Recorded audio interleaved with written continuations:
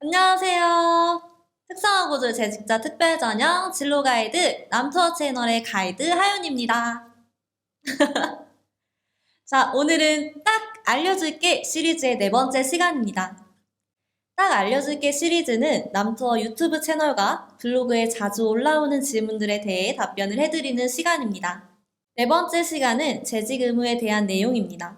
의외로 지원을 하시기 전부터 이 재직 의무와 복수 전공에 대한 궁금증이 많으신지 질문이 많이 올라옵니다.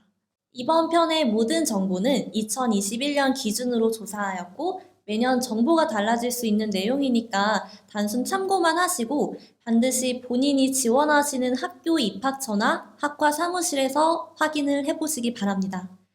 간혹 입학처에서 알려주는 내용이랑 학과 사무실에서 알려주는 내용이 상이한 경우도 있으니까 꼭 더블 체크 잊지 마세요. 먼저 재직 의무 부분을 설명드리겠습니다. 전형의 이름이 특성화고졸 재직자 특별전형이고 이 전형이 만들어진 이유 자체가 재직자들의 재교육이다 보니까 학교를 다니면서 재직 상태를 유지해야 한다고 느껴집니다. 하지만 많은 대학에서 중도 탈락과 여러 가지 이유로 재직 상태 유지 조건을 없앴습니다. 2021학년도 기준 인서울 4년제 중 재직 의무가 있는 학교는 단 3학교뿐입니다. 건국대학교, 중앙대학교, 동국대학교입니다. 그 외의 대학은 재직 의무가 없습니다. 가장 대표적이고 가장 빡빡한 재직 의무를 가지고 있는 중앙대학교를 기준으로 재직 의무에 대한 내규를 말씀드리면 첫 번째로는 재직자 특별 전형의 학생은 입학일 이후로부터 졸업까지 재직을 유지해야 한다.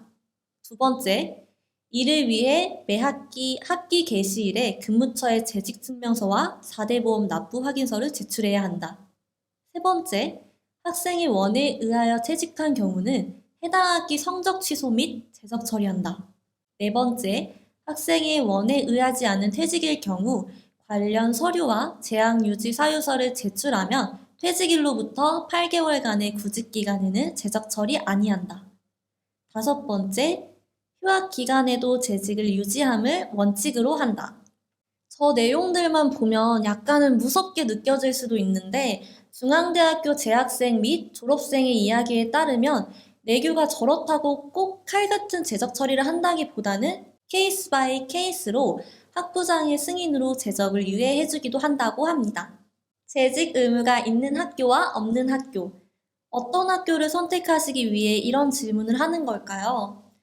장단점은 분명히 존재합니다만 남투어에서는 재직 의무를 유지하는 것이 더 현명한 판단이기에 학교별 재직 의무의 유무는 학교를 선택함에 있어 고려 요소는 되지만 결정적 조건은 아니라는 조언을 드립니다.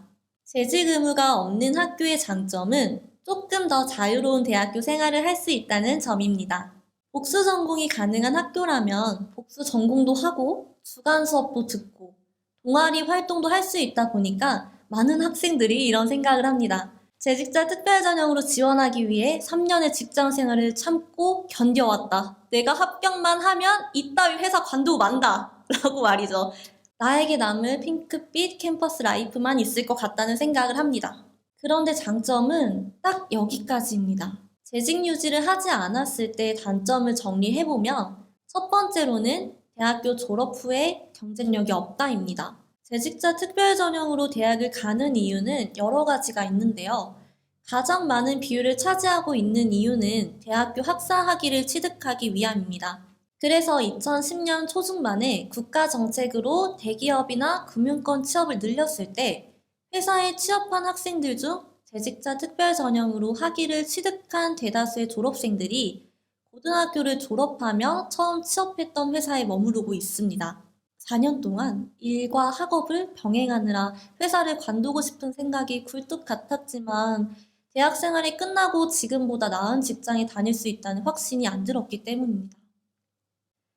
재직자 특별 전형으로 대학을 가면 23살에 입학을 하고 27살에 졸업을 합니다.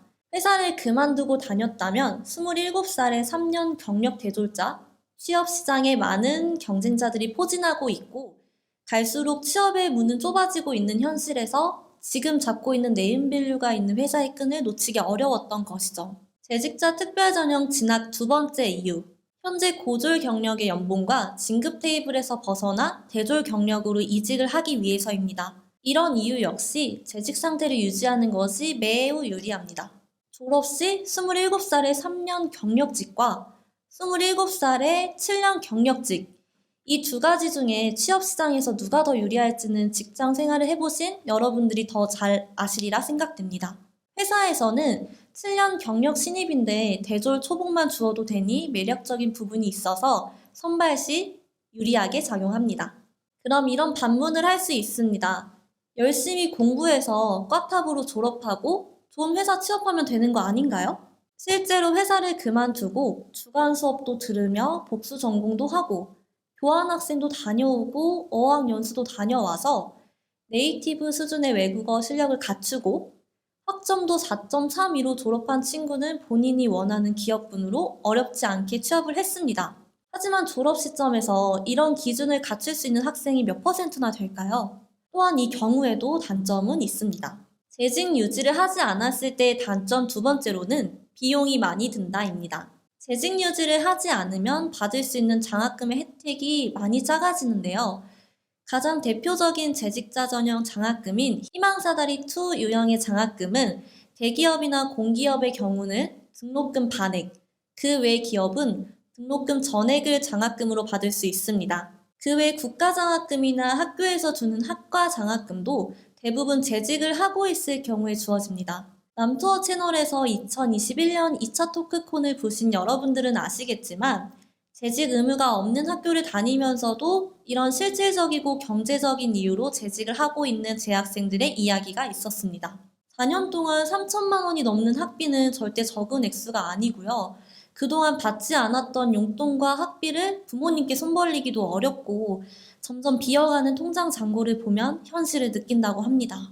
그럼 주간에 아르바이트로 재직 유지를 하면서 용돈도 벌고 학비도 지원받으면 되지 않느냐 생각하실 수도 있습니다. 물론 4대 보험이 가입되는 아르바이트를 하면 가능하지만 이는 첫 번째 이유인 경력 부분에서 이점을 찾기 힘들어서 역시 재취업 시 많은 어려움을 겪게 됩니다. 또한 요즘은 아르바이트 역시 내가 필요한 시간과 장소에서 구하기 힘들다는 점도 기억해야 합니다. 그래서 학비 부담이 없을 정도로 여유로운 경제적 상황, 그리고 과에서 상위 5% 안에 들어서 이직에 어려움이 없도록 4년 동안 복수 전공 및 공부를 하겠다는 의지가 확고하지 않는 한 회사를 퇴사하고 대학만 다니는 것에 대해서는 다시 한번 생각해 보시는 것이 좋다는 조언을 드립니다. 마지막으로 2021학년도 기준 복수 전공이 제한되어 있는 학교는 건국대학교, 경희대학교 조리산업학과, 세종대학교 글로벌 조리학과, 중앙대학교입니다. 그 외 학교와 학과에서는 본인의 의지대로 복수 전공이 가능한 한 조건이 있는 학교들도 있습니다.